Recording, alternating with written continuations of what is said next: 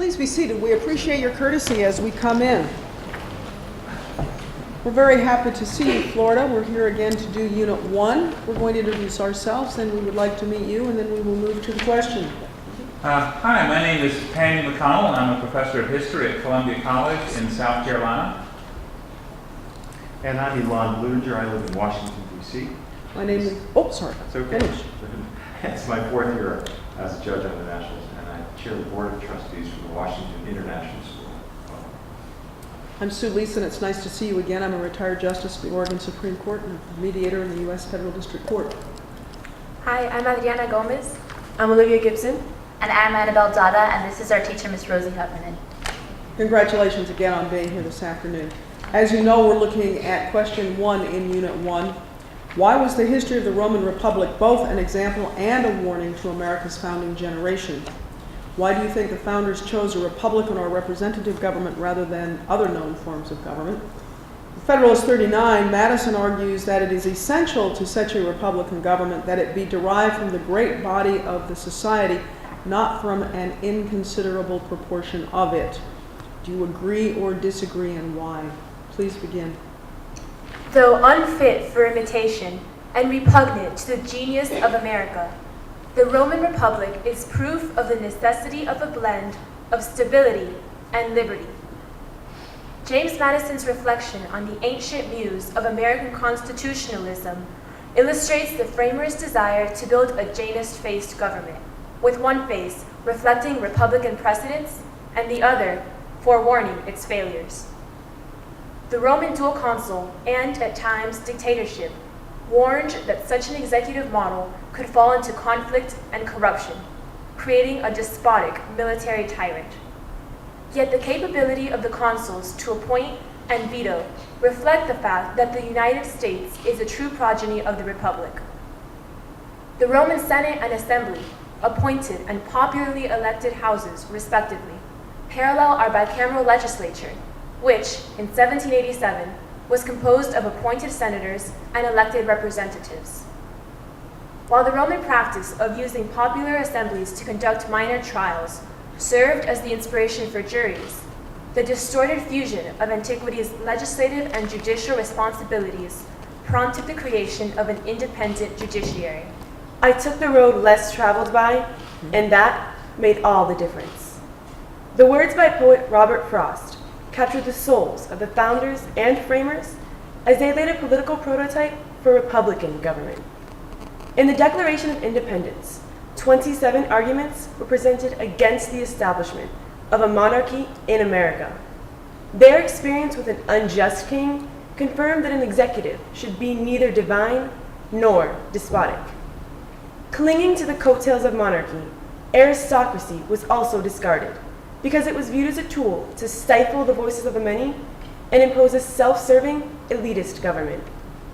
The only other option was democracy, but images of corruption and tyranny of the majority led John Adams to warn that democracy never lasts long. It soon wastes, exhausts, and murders itself.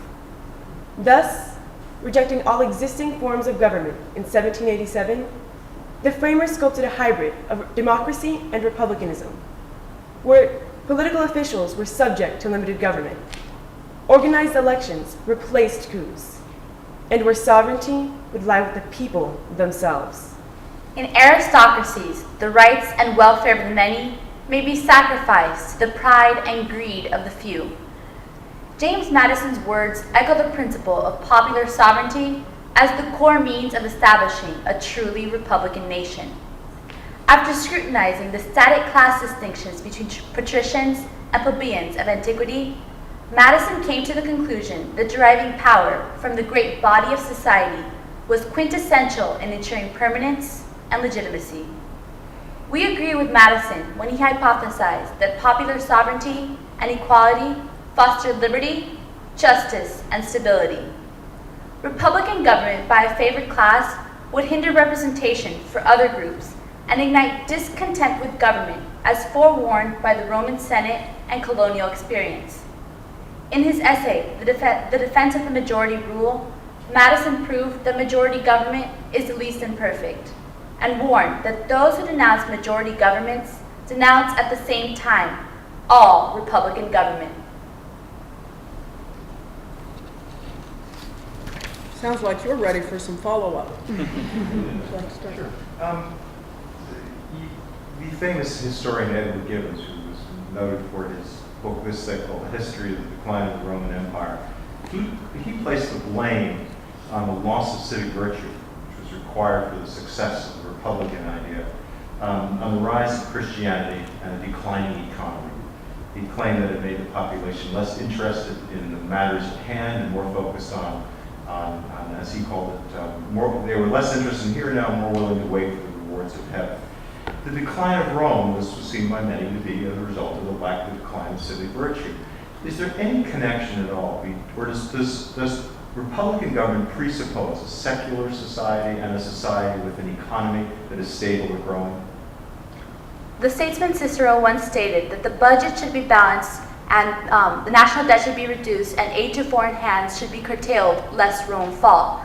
Therefore, I would have to agree that while lack of civic virtue was probably, since the vast amount of expansion of citizenship in the Roman Empire was probably essential in the fall of Rome, an increased national debt as well as an expansive regime was what led to Rome to fall. They were fighting many wars and were trying to acquire new lands, and that was one of the reasons why they fell. They were spreading their economy too thin, and that can also be seen as a parallel to our own government today.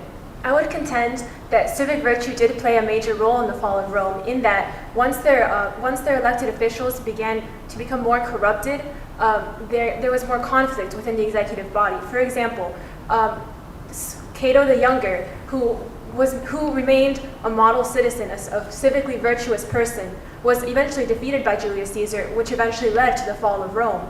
But I would contend that rule of law would have been necessary for this Republican form of government to perpetuate, because the absence of rule of law allowed for this corrupt politician, Julius Caesar, to trump the more civically virtuous man, Cato the Younger.